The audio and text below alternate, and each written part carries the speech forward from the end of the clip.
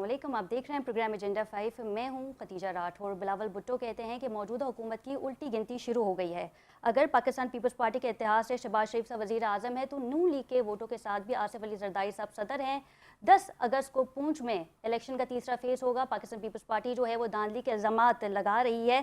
साथ ही लतीफ़ अकबर ने ये कहा है कि मुझ पर हमला किया गया, जियालों को पोलिंग स्टेशन से बाहर निकाला गया। और साथ ही पाकिस्तान पीपल्स पार्टी ने एक बार फिर आज़ाद कश्मीर में दोबारा इलेक्शन का मुतालबा भी कर दिया है। रिगिंग के शवाहिद भी पेश किए गए लेकिन कोई कार्रवाई नहीं हुई। वहीं इससे पहले हमने देखा था कि अपोजिशन यानी पाकिस्तान तहरीक इंसाफ ने वज़ीर आज़म से अदम एतमाद का वोट हासिल करने को कहा था। और कल हमने देखा कि पेशावर में एक बार फिर पाकिस्तान तहरीक इंसाफ ने जो है वो जलसा किया है। 27 सितंबर को इस्लामाबाद डी चौक का रुख किया जाएगा। अगर बात करें नेशनल डायलॉग कमेटी की तो वो भी मैदान में आ गई है। इस्लामाबाद हाई कोर्ट में दरख्वास्त दायर की है कि बानी पीटीआई और बुशरा बीबी से मुलाकात करवाई जाए। एक तरफ तो महमूद मौलवी साहब हैं, साबिक गवर्नर सिंध इमरान इस्माइल साहब है, फवाद चौधरी साहब है, जो ये कहते हैं कि मौजूदा हुकूमत जो है वो अब एक बोझ बन चुकी है। पाकिस्तान तहरीक इंसाफ का भी यही मौक़िफ़ था कि नए इंतजामी यूनिट्स होने चाहिए। और अगर बात करें मोहसिन नकवी के बयान के ऊपर तो मोहसिन नकवी ने हाल ही में 2 सहाफ़ियों से गुफ्तगू करते हुए ये कहा है कि मैं आज भी अपने बयान पर कायम हूँ, ये जो निज़ाम है ये तबाह हो चुका है। लेकिन साथ ही अपनी गुफ्तगू में उन्होंने इस चीज़ को भी ऐड किया है कि वज़ीर आज़म शहबाज शरीफ साहब जो हैं वो अपनी मुद्दत पूरी करेंगे और ये हुकूमत कहीं नहीं जा रही। एक तरफ तो पाकिस्तान पीपल्स पार्टी जो है वो नाराज़ है आज़ाद कश्मीर के इलेक्शन के हवाले से। वैसे हमने ये भी देखा था कि जब जीबी में पीपल्स पार्टी जो है वो जीती थी तो मुस्लिम लीग नून ने जो है वो इस इलेक्शन पे रिगिंग का इल्ज़ाम नहीं लगाया था, बल्कि पीपल्स पार्टी को जो है वो मुबारकबाद दी थी। फिर ये बात भी हुई थी कि जीबी में जो है वो पाकिस्तान पीपल्स पार्टी हुकूमत करेगी और आज़ाद कश्मीर में मुस्लिम लीग नून। लेकिन हमने ये भी देखा कि पीपल्स पार्टी की जानिब से जो है वो पर्दे जो है वो इल्ज़ामात लगाए जा रहे हैं और तहफ़्फ़ुज़ात का जो है वो भी इजहार किया जा रहा है। वंस जब ये गैर हकमी गैर सरकारी नताइज जो है वो वाज़े हो जाएंगे तो फिर क्या पाकिस्तान पीपल्स पार्टी जो है हुकूमत के साथ अपना इत्तेहाद बरकरार रख पाएगी। और अगर बात करें मोहसिन नकवी के बयान के हवाले से तो पहले तो ये बातें की जा रही थी कि मोहसिन नकवी की अटेंडेंस ही पूरी नहीं है और उन्होंने सहाफ़ियों से बात करते हुए ये कहा कि 70% मेरी जो अटेंडेंस है वफाकी काबीना में, काबीना के इजलास में, वो मुकम्मल है। हमने ये भी देखा कि नून लीग ने मोहसिन नकवी पे इल्ज़ामात भी लगाए। उनका ये कहना था कि जिस ओहदे पे आप इस वक्त हैं यहाँ आने के लिए 30 साल लग जाते हैं, लेकिन मोहसिन नकवी ने ये तमाम चीज़ें 3 साल में हासिल कर लीं। लेकिन मोहसिन नकवी ने इस पर यह भी कहा कि जो मुझ पर इल्ज़ामात लगा रहे हैं उसका भी शुक्रिया। क्या हुकूमत को पाकिस्तान पीपल्स पार्टी टफ टाइम देगी? हम देखेंगे। नेशनल डायलॉग कमेटी भी जो है वो तहफ़्फ़ुज़ात का इज़हार करेगी। हमने ये भी देखा कि फवाद चौधरी साहब ने ये कहा कि वज़ीर आज़म साहब जो हैं वो अब तक 17 बजट पेश कर चुके हैं, लेकिन इस वक्त भी मुल्क की मईशत का कोई पुरसाने हाल नहीं है। अगर बानी पीटीआई से मुलाकात होती है नेशनल डायलॉग कमेटी के तहत तो फिर जो मौजूदा क़यादत है पाकिस्तान तहरीक इंसाफ की वो क्या करेगी? यानी सिर्फ इस्लामाबाद या डी चौक का रुख किया जाएगा? तमाम तर चीज़ों पर बात करेंगे। हमारे साथ मौजूद हैं महमूद मौलवी साहब, सीनियर सियासतदान हैं। इनके हमरा सेनेटर ज़मीर गुमरो साहब, अंजुम अकील साहब ने भी हमें ज्वाइन किया। MNA मुस्लिम लीग नून से इनका ताल्लुक है। अब तीनों को प्रोग्राम में वेलकम करते हैं। सबसे पहले रुख कर लेते हैं अंजुम अकील साहब का। अंजुम साहब, ये बताइएगा कि वैसे तो हमने देखा कि ख्वाजा आसिफ साहब ने ये कहा कि राना सनाउल्लाह जो हैं उनका भी खैर बयान मौजूद है कि जो वज़ीर दाखिला मोहसिन नकवी हैं, यूनिट्स बनाने की बातें हुई तो ऐसा हो नहीं सकता। और फिर उन्होंने ये भी कहा कि मोहसिन नकवी साहब की तो अटेंडेंस ही पूरी नहीं है, वो तो इजलास में शामिल ही नहीं होते। फिर राना सनाउल्लाह ने यह भी कहा कि हमें मत बताएं कि कॉकरोचों को कैसे संभालना है, हम बखूबी जानते हैं। लेकिन कल उन्होंने निजी टीवी से गुफ्तगू करते हुए ये कहा कि इस वक्त नए यूनिट्स पर बात होगी, यानी कि उन्होंने डिनाई नहीं किया। उन्होंने कहा कि इस पर अब बातचीत शुरू हुई है। तो फिर क्या ये तसव्वुर किया जा सकता है कि मुस्लिम लीग नून जो है वो छोटे सूबों पर इत्तफाक कर जाएगी? बिस्मिल्लाहिर्रहमानिर्रहीम। देखिए जी, बात यह है कि ये छोटे सूबे या इंतजामी यूनिट बनते हैं तो बनने में कोई हर्ज नहीं है, लेकिन वो आइन के तहत बनेंगे। देखें ना आप, जो भी जहाँ भी बनेंगे, पंजाब में बनेंगे तो पंजाब असम्बली की 2/3 अक्सरियत उसे पास करेगी तो तब बनेंगे।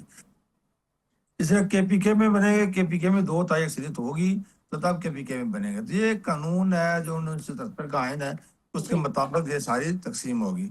बाकी मोहसिन नकवी साहब ने जो बात की, कुछ उन्हें जज्बात में की, जिस तरह की वो सारी दुरुस्ती उन्होंने खुद ही कर दिया है। मेरे ख्याल उसमें ज़्यादा बात करने की ज़रूरत नहीं है कि उन्हें खुद ही कह दिया है कि हुकूमत टाइम भी पूरा करेगी और वज़ीर आज़म पाकिस्तान जी 15 से 16 घंटे काम भी कर रहे हैं। ये सारी चीज़ें उन्हें एडमिट की हैं। बाकी जो सूबों की बात है, ये तो आज तो नहीं चल रही, काफी अरसे से चल रही है। कभी आवाज ज्यादा ऊंची हो जाती है, कभी आवाज नीची हो जाती है, बस इतना ही फर्क है। तो इस वक्त जो आवाज निकली है, देखिए इस वक्त जो बलूचिस्तान के हालात हैं वो भी आपके सामने है कि इतना बड़ा सूबा है, जी इंतजामी यूनिट एक है, और उस वजह से दहशतगर्दी इतनी ज्यादा फैली हुई है जिसको कंट्रोल करना मुश्किल है। इन हालात में हमारी फोर्सेस जो जी जाम शहादत भी हासिल कर रही हैं और उस पर दहशतगर्दी काबू भी कर रही हैं। अगर वहाँ अगर छोटे यूनिट बन जाएं और अगर हम बलूचिस्तान की असम्बली चाहे तो फिर हर्ज कोई नहीं है। इंतजामी यूनिट बन जाए, सूबे बनना बने, इंतजामी जी। यूनिट बन जाए। इसी तरह अब सिंध में है कि लेकिन इस वहाँ भी चीज़ के लिए भी एमपी। 2/3 मेजॉरिटी की ज़रूरत पड़ेगी, तो आप ये कहना चाह रहे हैं कि अगर 2/3 मेजॉरिटी आ जाती है तो फिर मुस्लिम लीग नून को जो है वो इस पे इख्तलाफात नहीं होंगे और जो यूनिट्स है वो बासानी बन जाएंगे। हमें कोई इतराज नहीं है, देखो कानून है, एक आइन है, आइन के मुताबिक अगर बनते हैं तो उसमें कोई हर्ज नहीं है। उसमें सारे सूबों की ठीक है। जो है वो राजी होना भी जरूरी है। तो उसके बाद अगर बनते हैं कोई हर्ज नहीं है। ये तो एक देखना एक ऐसा इश्यू है जिस पे पूरी डिबेट होगी। एक जब सूबा बनता है या तो उसमें आप देखें ज़ाहिर ना है फिर उस उसकी सूबे असेंबली में होगी, फिर डीसी की क्या समरी इख्तियारात होगी, होंगे, उसका कमिश्नर चीफ की क्या मिनिस्टर होगा, इख्तियारात होंगे। जी चीफ मिनिस्टर होगा, चीफ मिनिस्टर का हाउस होगा, और उसके लिए जगह चाहिए, उसके लिए बिल्डिंग चाहिए, उसकी असेंबली चाहिए, उसका बजट चाहिए। वो सारी चीजें क्या इस वक्त जो आज के हालात हैं, पाकिस्तान इस काबिल है कि इतने इंतजामी यूनिट बना के और उनके तमाम के जो फाइनेंशियल जी है वो पूरी कर सके। मेरे ख्याल में इस वक्त तो ऐसी पोजीशन नहीं है कि पाकिस्तान के फाइनेंशियल इतनी पोजीशन हो या किसी सूबे के पास हो कि वो नए सूबे बना के नए इंतजामी यूनिट पूरा जी। एक ढांचा है। जैसे आज सूबे का ढांचा है, एक नया सूबा बनेगा और पूरा अच्छा, अब ढांचा अब इसी तरह आपकी बातों बनेगा। से तो मुझे ये लग रहा है कि मुस्लिम लीग नून को जो है वो इसमें आगे जाके कोई प्रॉब्लम नहीं होगी। महमूद मौलवी साहब भी हमारे साथ मौजूद है, सीनियर सियासतदान हैं। महमूद साहब, हमने ये देखा कि 2 रोज़ पहले आप लोगों ने इस्लामाबाद हाई कोर्ट का रिजू किया और बानी पीटीआई से मुलाकात के लिए दरख्वास्त भी दायर की गई है। फवाद चौधरी साहब ने भी मौजूदा हुकूमत पर तनकीद की है। क्या लगता है आपको कि जो दरख्वास्त दायर की गई है ये एक्सेप्ट हो जाएगी और आने वाले चंद दिनों में हम देखेंगे कि बानी पीटीआई से आप लोगों की मुलाकात हो गई है? बिस्मिल्लाहिर्रहमानिर्रहीम। देखिए, दरख्वास्त हमने जमा की है। अभी इसके नताइज जो है कुछ दिन में आ जाएंगे कि जी दरख्वास्त एक्सेप्ट होता है, उसके बाद हमें परमिशन मिलती है या नहीं मिलती। कोशिश करना हमारा फ़र्ज़ है। देखिए, हम तो कई माह से कोशिश कर रहे हैं कि जो है सारी पॉलिटिकल पार्टीज़ इकट्ठे हों और जो है एक नेशनल डायलॉग की तरफ जाके जो है चीज़ों को आगे बढ़ाएं। उसकी वजह ये है कि जब तक इकोनॉमिक हम जो पॉलिटिकल स्टेबिलिटी नहीं होगी तो इकोनॉमिक स्टेबिलिटी भी नहीं होगी, और इकोनॉमिक स्टेबिलिटी नहीं होगी तो आप ये देखें कि महंगाई कहाँ पहुंच गई है। तो आवाम के हक मैं कहूँगा मफाद के लिए हम चाहते हैं कि इकोनॉमिक स्टेबिलिटी आए। इन्वेस्टमेंट जो है पाकिस्तान में आ चुकी है, ये यूएई से और बहुत से ममालिक से, जी मगर उस इन्वेस्टमेंट जो आई है उसको इन्वेस्ट होना पड़ेगा इंडस्ट्री में जी ताकि वो खुशहाल हों। उसकी वजह कि अगर वो इन्वेस्टमेंट जो है सिर्फ तिजोरियों में रखी रहे या बैंकों में रखी रहेंगी तो उससे आवाम खुशहाल नहीं होगी, उससे जो है लोगों को रोजगार नहीं मिलेगा। तो हम चाहते हैं कि जी पॉलिटिकल स्टेबिलिटी आ जाए ताकि इकोनॉमिक स्टेबिलिटी है। आप ये देखिए आज जी जो है बैरिस्टर राजा जो है पीटीआई के, वो भी नेशनल डायलॉग की बात कर रहे हैं। हम तो इतने अरसे से कर रहे थे मगर आज उन्होंने भी, अभी मैं देख रहा था मेरे ख्याल से एआरवाई पे कह रहे थे कि जी बिल्कुल नेशनल डायलॉग होना चाहिए और हम हुकूमत से दरख्वास्त करते हैं कि संजीदगी से जी। इस पे गौर किया जाए और अच्छा, डायलॉग हो जाए। हम तो वही कह रहे हैं इतने अरसे से। बिल्कुल ठीक है। तो आप, मेरा सवाल ये था कि आपको ऐसा लगता है कि हुकूमत की जानिब से आप लोगों की मुलाकात जो है वो उसकी दरख्वास्त जो आपने दायर की है वो अपील सुनी जाएगी और बहुत जल्द बानी पीटीआई से आप लोगों की मुलाकात हो सकती है? देखिए, हम पर उम्मीद है, अब बाकी वक्त बताएगा कि जी हाँ हमारी दरख्वास्त कबूल होगी, हम मिल सकेंगे या ना मिल सकेंगे। इस वक्त कबल वक्त मैं कोई स्टेटमेंट दूं जिसको कल मुझे रिट्रीव करना पड़े या यू टर्न लेना ठीक पड़े। है, ठीक है। पीटीआई से शफकत अयाज साहब भी हमारे साथ मौजूद हैं। बहुत शुक्रिया डॉक्टर साहब आपके वक्त का। जी। डॉक्टर साहब, ये बताइएगा कि कल पेशावर में जो है वो पाकिस्तान तहरीक इंसाफ ने जलसा किया और अब ये लाएमल दिया गया है कि 27 सितंबर को जो है वो डी चौक का रुख किया जाएगा। इससे पहले भी हमने देखा था, अगर माजी की बात करें तो अली अमीन गंडापुर साहब कहते थे कि मैं सर पे कफन बांध के निकला हूं और मैं वापस नहीं जाऊंगा, मैं पीछे नहीं हटूंगा। इस बार क्या होने जा रहा है 27 सितंबर को? बिस्मिल्लाहिर्रहमानिर्रहीम। खदीजा, आपको मालूम है कि तकरीबन सुहेल अफरीदी साहब को 9 महीने से ज़्यादा हो चुके हैं और उन्हें बारहा कोशिश की कि उनकी मुलाकात इमरान खान साहब से हो, उनकी जो केसेस है वो लगे, खान साहब की फैमिली की मुलाकात हो, खान साहब के वकला की टीम की उनकी मुलाकात हो। आपको पता है कि खान साहब इस वक्त जो है वो बीमार है और तकरीबन कोई 10 महीनों से आज जो रिपोर्ट जमा हो चुकी है सुप्रीम कोर्ट में और इस्लामाबाद हाई कोर्ट में, तो उसमें भी ये बताया गया है कि पिछले 10 महीनों से इमरान खान साहब से ना उनकी फैमिली मेंबर्स, ना फैमिली डॉक्टर्स, ना वकला की टीम और ना लीडरशिप में से किसी की मुलाकात हुई है। इवन कि इमरान खान साहब की फ़ोन पे भी अपने बेटों से बात नहीं हुई है। तो हर दरवाज़ा हमने खटखटाया, लेकिन मसला ये है कि ये हमें इंसाफ नहीं दे रहे। हमने अदालतों की तरफ रुजू किया, अदालतों की तरफ से भी हम मायूस लौटे हैं। फिर आपको पता है कि जब भी वो अहकामात देते हैं, हम ऑर्डर देकर जाते हैं, तो वहाँ पे एक सुपरडेंट जो बैठा हुआ है अडियाला जेल में, वो उसको रद्दी की टोकरी में डाल देते हैं। तो इसका मतलब ये है कि वो आइन को नहीं मानते, कानून को नहीं मानते, और हम जो है बार बार कोशिश कर रहे हैं कि ये हमें इंसाफ देंगे। बदकिस्मती से इन्हें हमें दीवार के साथ लगाया हुआ है और ना हमें इलेक्शन जो है ना वो हमें इजाज़त है, ना हमें हमारे झंडे की इजाज़त है। हमें टमाटर और करेले पे इलेक्शन लड़ने पे मजबूर किया जा रहा है। तो सुहेल अफरीदी साहब ने कल जो ऐलान किया है 27 सितंबर का, तो वो 9-10 महीने उसने इंतजार किया कि ये जो है हक और सच पे फैसले करेंगे। लेकिन मुझे बताया कि हमारे पास कौन सा ऑप्शन बचा है सिवाय इसके कि हम रोडों पे आए। अब अगर हम रोडों पे आते हैं तो कल को ये ना कहे कोई कि हमने जो है जल्दी की थी, जल्दबाजी में हम। यानी कि शौकत साहब, आप ये कहना चाह रहे हैं कि जो 27 सितंबर की कॉल दी गई है पाकिस्तान तहरीक इंसाफ की जानिब से, वो रोल बैक नहीं होगा और इस पे जो है मुकम्मल अमल दरामद किया जाएगा, लोग निकलेंगे बाहर, डी चौक का रुख किया जाएगा, आप लोग इस्लामाबाद जाएंगे? देखें, अब ये तो तय हो चुका है ना 27 तारीख से, तो हम एक दिन भी डिले नहीं करेंगे। अगर इसकी दरमियान बात होती है, खान साहब को शिफ्ट किया जाता है, उनका इलाज होता है, उनको उनकी फैमिली मेंबर्स, फैमिली डॉक्टर्स की मौजूदगी में उनका इलाज शुरू हो जाता है और उनकी आइसोलेशन खत्म हो जाती है, तो फिर तो और हम यही चाहते हैं कि फिर उसके बाद उनके केसेस लगे और अदालत जो फैसला करेगा वही हमें मंजूर होगा। लेकिन ये नहीं हो सकता कि वो उनका इलाज भी ना हो, उनकी आंख भी खराब हो, उनकी बीवी जो है उनकी भी दोनों आंखें खराब हो चुकी हैं। तो ये नहीं हो सकता कि हम आराम से बैठे, और कब तक बैठेंगे? हमें अगर ये हुकूमत मिली थी तो हमें इमरान खान की रिहाई के लिए हुकूमत मिली थी। हमें हमारे वर्कर्स ने, अच्छा, ये जो नेशनल डायलॉग कमेटी के अरकान हैं, जिसमें महमूद मौलवी साहब भी हैं, इमरान इस्माइल साहब भी हैं, फवाद चौधरी साहब भी हैं, इन्होंने दरख्वास्त दायर की इस्लामाबाद हाई कोर्ट में।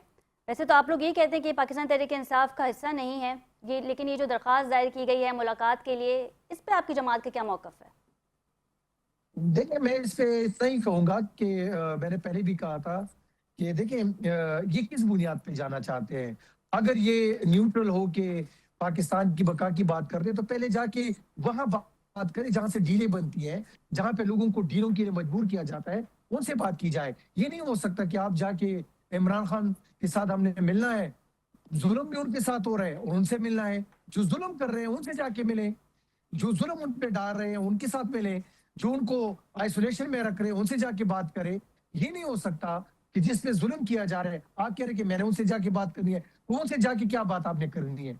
बात तो उनसे जाके करे जो इमरान खान को आइसोलेशन पे मजबूर कर रहे हैं। आइसोलेशन में रखा गया है, उनका इलाज नहीं हो रहा, उनको ढीलों पे मजबूर किया जा रहा है, उनके बहनों को नहीं मिलवाया जा रहा, उनके वकरा की टीम को नहीं मिलवाया जा रहा। ठीक है शौकत साहब, उनके वर्कर्स के साथ वर्कर्स के ऊपर सेनेटर जमीर गुमरो साहब भी हमारे साथ मौजूद हैं, पाकिस्तान पीपल्स पार्टी से इनका ताल्लुक है। बहुत शुक्रिया सेनेटर साहब आपके वक्त का। Thank you.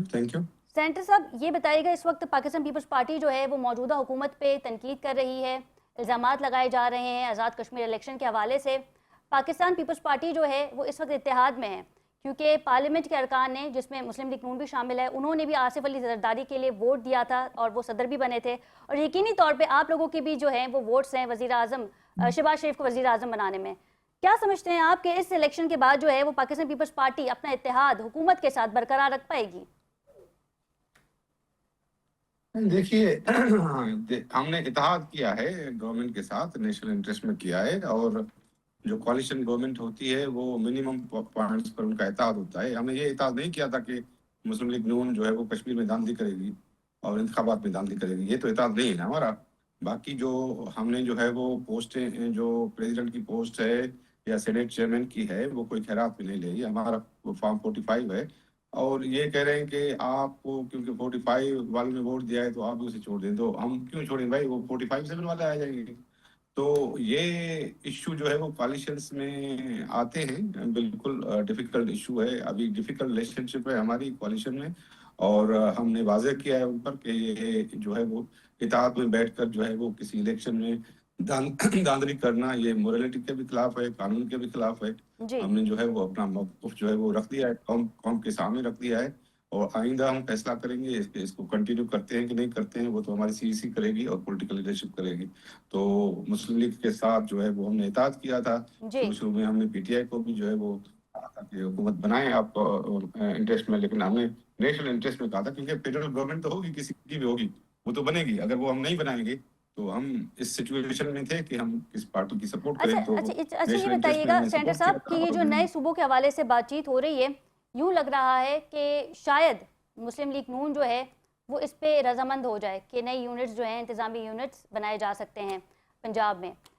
पीपी हुकूमत का तो वाज़ेह मौक़िफ़ है कि मरसू मरसू सिंध न देसू, लेकिन एमक्यूएम ये कहती है कि अगर कराची वफाक के पास चला जाता है तो ये ज़्यादा बेहतर होगा। क्या मौक़िफ़ होगा अगर ये 6 महीने का, वैसे बातें तो खबरें तो ये हैं कि 6 महीने का टास्क दिया गया है कि इंतजामी यूनिट्स जो हैं वो तश्कील किए जाएं, इस पे पाकिस्तान पीपल्स पार्टी क्या करने जा रही है? ये सूबों वाली बात जो है ना, ये नॉनसेंसिकल है।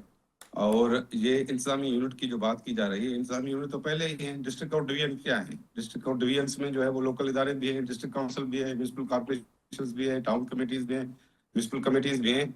ये क्या है? ये इंतजामी यूनिट्स नहीं है क्या? इंतजामी यूनिट्स तो पहले ही मौजूद हैं। जो सूबे हैं वो पॉलिटिकल यूनिट्स हैं। सूबों ने पाकिस्तान को बनाया है। Federation of Pakistan has been constituted by the provinces. ये सूबे जब अंग्रेजों ने कब्जा किया था, ये मुल्क थे। सिंध भी मुल्क था, पंजाब भी मुल्क था, कलात भी मुल्क था, ब्रिटिश बलूचिस्तान जो है वो चीफ कमिश्नर प्रोविंस था। 1901 में जो है खैबर पख्तूनख्वा भी सूबा बन गया था। तो ये जो हिस्ट्री से नावाकिफ लोग हैं, और जो जी कॉन्स्टिट्यूशन में पोजीशन है, मेरे भाई ने भी बयान की कॉन्स्टिट्यूशन में पोजीशन, कि भाई उस सूबे को पावर है सूबा क्रिएट करना या सूबे की हदूद में रद्दो बदल करना। तो जब आप जो है वो कॉन्स्टिट्यूशन में ये पावर सूबाई असेंबली के पास है, तो ये आपस में लोगों को लड़ाने के लिए दूसरे सूबे वाले जो है वो दूसरे सूबे में इंटरफियर कर रहे हैं कि इतने होने चाहिए। भाई होने चाहिए, कॉन्स्टिट्यूशन में जो प्रोविजन है ना उसके मुताबिक करें ना। कॉन्स्टिट्यूशन में जो है वो कंसेंसस के साथ जो है जी साधारण पंजाब असेंबली ने जो है रेजोल्यूशन बिल पास कर लिया। तो जहां कंसेंसस है वहां नहीं कर रहे हैं, लेकिन कह रहे हैं कि हम इन तारीखी जो वतन हैं कौमों के जिन्होंने पाकिस्तान को बनाया है उसको तोड़ेंगे। ये वाहिद फेडरेशन अच्छा है सेनेटर साहब, ये जो पाकिस्तान बातें हो की, रही हैं कि जिसमें रेफरेंडम करवाया जा सकता है, इस पे क्या कहेंगे? रेफरेंडम नहीं हो सकता। रेफरेंडम नहीं हो सकता सूबों पर, क्योंकि वो आर्टिकल डिफरेंट है, वो आइन में क्लियर है कि सूबे इस तरह से जो है वो सूबाई असेंबली को पावर है और इस तरह से हो सकता है। जो आइन में चीज क्लियर है उस पर रेफरेंडम नहीं हो सकता। ये गैर कानूनी अमल को हम सपोर्ट नहीं करेंगे। पहले भी रेफरेंडम हुए हैं, कौन से रेफरेंडम हुए हैं हमें पता है, और ये पाकिस्तान की किस्मत के साथ, फेडरेशन ऑफ पाकिस्तान के साथ खेलने के मुतरादिफ है। ये छुपाना क्या चाहते हैं? जी पाकिस्तान का टैक्स है, नॉन टैक्स रेवेन्यू जो है 20,000 बिलियन है। फेडरल गवर्नमेंट का जो एक्सपेंडिचर है वो 19,000 बिलियन है। क्यों ऐसी फेडरल गवर्नमेंट जो सूबे अफोर्ड कर सकते हैं? सूबे फेडरल गवर्नमेंट इस वजह से बनाते हैं कि हमारा खर्चा कम हो, हम इकट्ठे सब्जेक्ट चलाएं। जब फेडरल गवर्नमेंट जो है वो पूरा tax and non tax revenue उस पर खर्च हो, तो सूबे कहाँ जाएंगे? सूबों के अभी वो वही लाबी जो है वो कह रही है कि ये सूबे तोड़े, तो जो जी बकिया जो रिसोर्सेज है सूबों को वो भी हम ले जाएं और इनको तबाह कर दें। ये तो पाकिस्तान को तबाह करने की तलाश है। ये तो फेडरेशन यानी कि पाकिस्तान को पीपल्स तबाह पार्टी जो है करने वो इस बात पे मुत्तफिक नहीं हो सकती। बिल्कुल ठीक है जी महमूद भाई साहब। मुत्तफिक हम तो जी कहते हैं कि भाई आपने जहां कंसेंसस हुआ है उसको अवॉइड करने के लिए ये स्कीम छोड़िए। आपने अपनी फेल्यूर्स को छुपाने के लिए ये स्कीम पाकिस्तान में लोगों को डिवाइड करने के लिए जो है वो लाई है। ये लोगों को डिवाइड करने के मुतरादिफ है। पहले ही इंतजामी यूनिट है, किसने कहा कि डिस्ट्रिक्ट इंतजामी यूनिट नहीं है, डिवीजन इंतजामी यूनिट नहीं है? तो बलूचिस्तान को अभी जो है अपनी रीऑर्गेनाइजेशन की है, ठीक है। डिवीजन और डिस्ट्रिक्ट को मजीद बढ़ाया है और भी सूबा बढ़ा सकता है। ये कैसे किसी सूबे की इंटीग्रिटी पर जो है वो यानी कि क्वेश्चन आ पाकिस्तान पीपल्स पार्टी जो है जो वो अपना इस सूबा पे खुद एग्री करता नहीं है, होगी। उसे- महमूद साहब को रुक करेंगे। महमूद मौलवी साहब, ये बताइएगा कि पाकिस्तान तहरीक इंसाफ जो है वो 27 सितंबर को अब इस्लामाबाद का रुख करेगी और जो है वो लॉन्ग मार्च किया जाएगा। इससे पहले हमने देखा था कि जब सीएम थे अली अमीन गंडापुर साहब, उन्होंने भी कुछ इसी तरह का प्लान किया था। आप इस वक्त जो मौजूदा क़यादत है पाकिस्तान तहरीक इंसाफ की, उनकी इन तमाम चीज़ों को कैसे देख रहे हैं? क्या रीडिंग्स है आपकी? देखिए, एक तो मेरे चीज समझ में नहीं पड़ रहा कि ये 27 सितंबर क्यों किया हुआ है। ऐसी क्या खास बात है? 27 अगस्त क्यों नहीं कर सके? जो है 30 अगस्त कर लेते। ये 1.5-2 माह के तारीख देना, ये तो वो जैसे कोर्ट तारीख देते हैं, ये भी जो उसी तरीके के तारीख देते हैं ताकि उसके बीच में जो है फिर वो उसको वो तब्दील कर सके। देखें, अगर जो है ये, मैं तो ये नहीं कहूँगा कि ये जो है 27 सितंबर, मैं तो कहूँगा कि जी कोशिश करें उससे पहले की कर दें, कि भाई 27 अगस्त कर लें, 1 सितंबर कर लें। मगर क्योंकि कोई या तो कोई खास वजह होती 27 सितंबर, मेरे तो समझ में नहीं पड़ रहा कि भाई 27। लेकिन आप ये समझते हैं कि जो मौजूदा क़यादत है पाकिस्तान तहरीक इंसाफ की, वो चाहती है कि बानी पीटीआई की जो रिहाई है वो मुमकिन हो, बुशरा बीबी भी जो है वडियाला से बाहर आ जाएं? देखिए, इसमें मैं आपको कहूँगा कुछ लोग इस वक्त जो हैं वो नहीं चाहते कि खान साहब बाहर आए या उनकी एहलिया बाहर आए, क्योंकि उन्हें ये अंदाज़ा है कि जिस दिन उनकी एहलिया या खान साहब बाहर आएंगे, वो जो है उनकी पोजीशन बिल्कुल ख़त्म हो जाएगी। जो इस वक्त बहुत सारे लोग जो बरसरे इख्तदार हैं, वो मेरे अंदाजे के मुताबिक नजर नहीं आएंगे। इसीलिए वो जो है इसको तूल दे रहे हैं, ताकि उसकी वजह देखे वो मौजें लगी हुई है। इसमें कोई शक नहीं है कि वहाँ पे देखे ना, अपने अपनी जगहों पे हर आदमी ने मौज लगाया हुआ है और वो अब उसको उनका कोई खास इंटरेस्ट नजर नहीं आ रहा है। वर्कर्स रुल रहे हैं, ठीक है ना, आवाम रुल रही है। चाहे केपीके में आप देखें ना, केपीके में कौन सा ऐसा काम इन्होंने इस 2 साल में कर दिया है जिसके ऊपर ये कह सके कि जी हमने ये मॉडल काम किया है या ये मॉडल शहर बनाया है। ये तो बदकिस्मती है। इस वक्त हर आदमी, मैं बोलना नहीं चाह रहा हूँ जी, मतलब हर आदमी मौजों में लगा हुआ है, ये इतना ही काफी अच्छा है। महमूद मौलवी साहब, क्योंकि आपके बहुत अच्छे ताल्लुकात भी हैं वज़ीर आज़म शहबाज शरीफ से, मौजूदा हुकूमत से भी बातचीत होती रहती है, तो क्या आपकी कमेटी की जानिब से, नेशनल डायलॉग कमेटी की जानिब से नहीं कहा जा सकता कि बानी पीटीआई से जो एटलीस्ट आप तीनों की मुलाकात करवाएं या जो कोट लखपत के असीरान हैं उनकी रिहाई को जो है वो मुमकिन किया जाए? देखिए, कोट लखपत के असीरान से भी हम मिले और हम कोशिश कर रहे हैं और हम बहुत पुरुमीद है कि इंशाअल्लाह बहुत जल्द हम पहले जो है नज़र जो आ रहा है, हम बेगम साहब से जो है उनकी एहलिया से मुलाकात होगी। उसके बाद जो है मेरे ख्याल से सेकंड फेज में जो है खान साहब, उसकी वजह ये कि खान साहब से इस वक्त मुलाकात जब उनकी फैमिली के, हम पहले प्रेफर कर रहे हैं कि डॉक्टर जो है वो खान साहब से मिले, खान साहब की सेहत की इश्यूज को सॉर्ट आउट करें।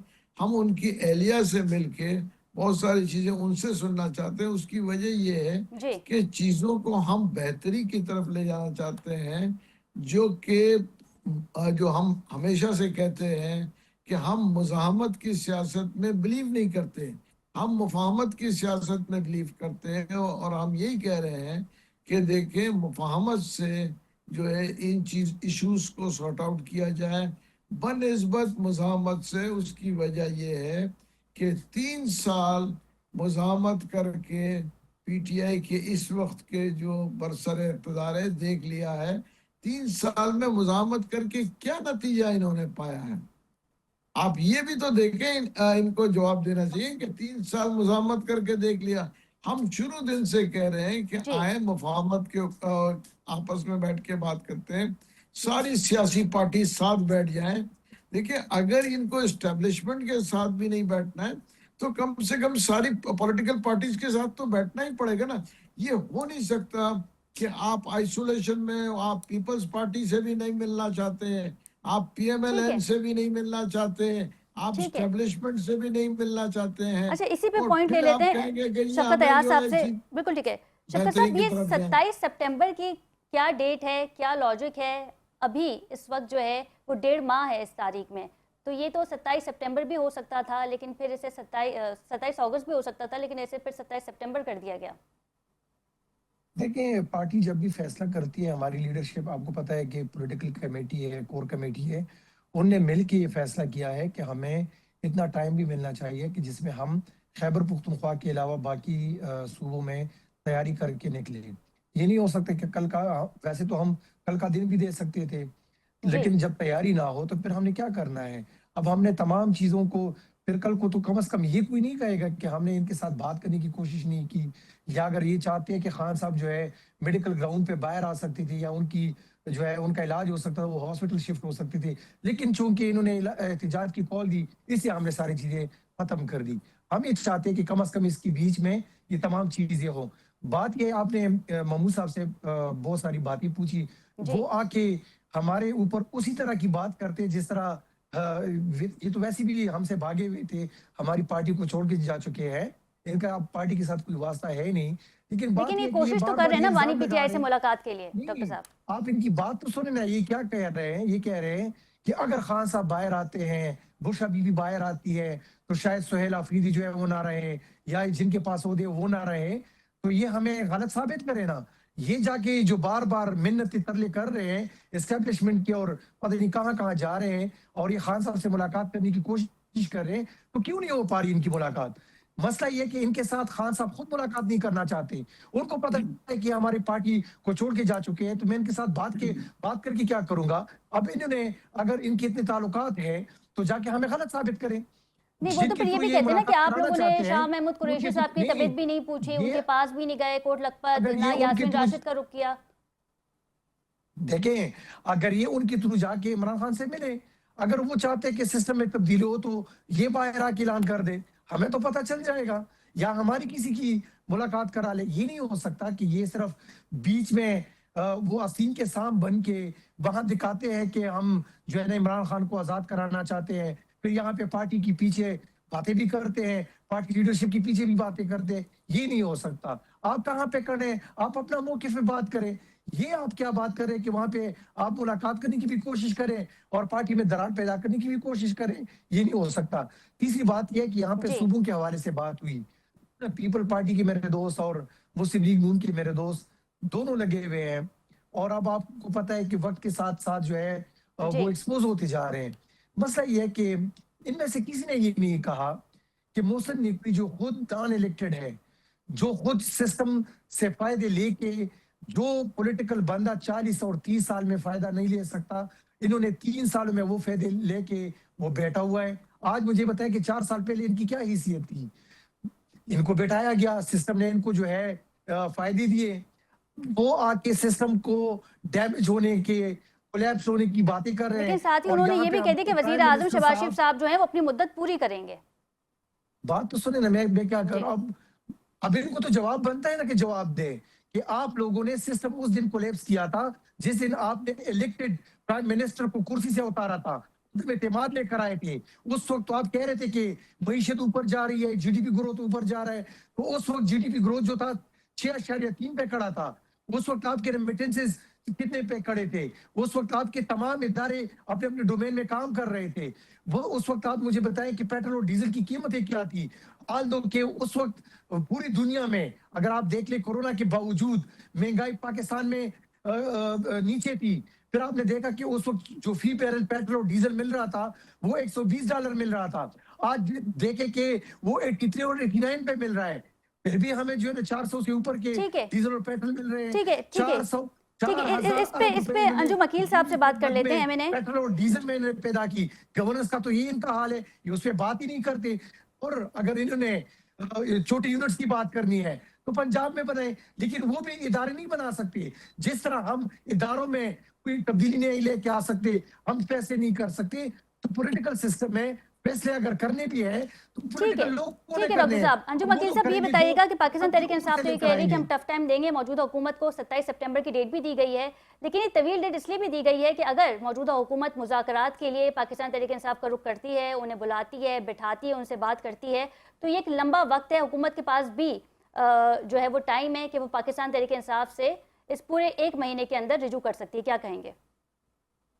देखें जी, ये जो हुकूमत की बात है, हुकूमत ने तो कई बार ये कहा है कि असम्बली के फ्लोर वज़ीर-ए-आज़म पाकिस्तान एक आए बैठे, यहाँ ग्रैंड डायलॉग भी करें, नेशनल डायलॉग भी करें और आपके जो मसाइल है उसमें डिस्कस करें।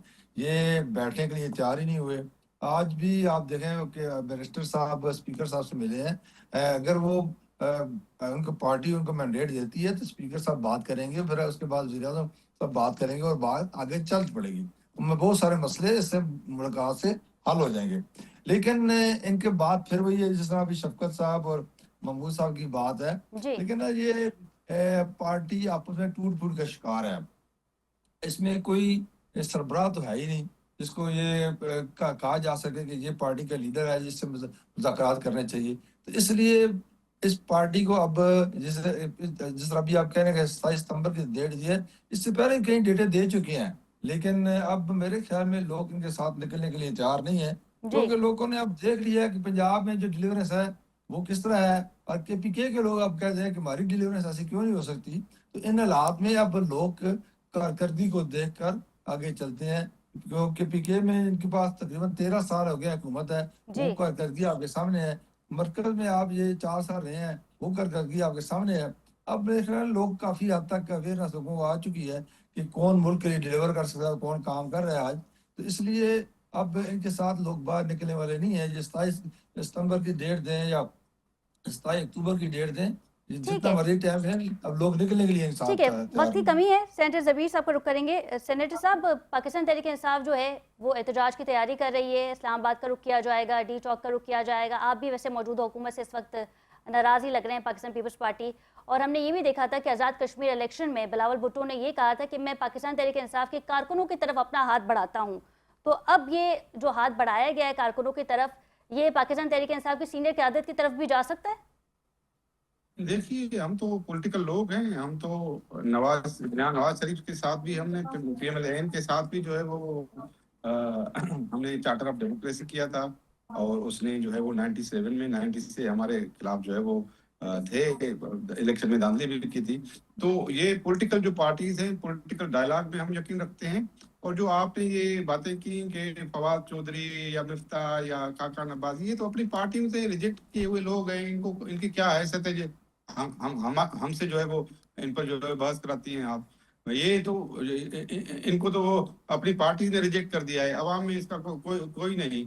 इनको तो जेर बहस ही नहीं लाना चाहिए। मेरे ख्याल में जो बात हुई है कि हम फिर पीसफुल प्रोटेस्ट हर पार्टी का बिल्कुल राइट है, और हमने भी किया है पीसफुल प्रोटेस्ट। हम भी पीसफुल प्रोटेस्ट में यकीन रखते हैं, वो हर पॉलिटिकल पार्टी का राइट है। पीटीआई की हुकूमत वायलेंस में नहीं भी करनी आप लोगों ने चाहिए। जो है वो लॉन्ग मार्च किया था तो पीपल्स पार्टी हमने ने। जी हमने हमने हमने तो जो है वो ब्रांच दी सब पार्टीज को कि भाई हम आ जाएं। प्रेसिडेंट ने अपने जो है वो पार्लियामेंट के ज्वाइंट सेशन के खिताब के दौरान भी ये कहा था कि let us take 2 steps back और कम ऑन द टेबल। लेकिन वो मीनिंगफुल होने चाहिए ना, वो डायलॉग भी। तो पीटीआई भी तो यही कह रहे हैं कि भाई डायलॉग अगर आप करें तो मीनिंगफुल होना चाहिए और इश्यूज पर होना चाहिए, और ठीक है वो इश्यूज जो है आवाम को पता होना चाहिए कि कौन से इश्यूज पर हो रहा है। ये तो ऐसे ही है कि 3 सालों से तो 2.5 सालों से हम सुन रहे हैं कि आज बात हो रही है, आज नहीं हो रही है, आज हो रही है। लेकिन हमने तो 26 अमेंडमेंट में पीटीआई को भी इंगेज किया था, मौलाना फजल रहमान को भी, जेयूआई को भी इंगेज किया था। ठीक है हम तो डायलॉग में यकीन रखते हैं, और हमने जो है वो बिल्कुल कहते हैं कि सियासी कारकुन जो पॉलिटिकल पार्टीज उसमें तलखात होनी चाहिए, और मुल्क में जो ये शिद्दत है इसको कम होना चाहिए, पॉलिटिकल जो राइवलरी है। हाँ, बिल्कुल ठीक इश्यूज है, पर वक्त जो की है कमी थी। बिल्कुल सेनेटर साहब, आपका पॉइंट आ गया है, बहुत शुक्रिया। महमूद मौलवी साहब भी हमारे साथ मौजूद थे, अंजुम वकील साहब भी हमारे साथ मौजूद थे। आप तीनों का बहुत शुक्रिया। डॉक्टर अयाज भी हमारे साथ मौजूद थे। प्रोग्राम में मजीद भी बात करेंगे, लेकिन यहाँ वक्त हुआ एक शॉर्ट कमर्शियल ब्रेक का। Stay with us.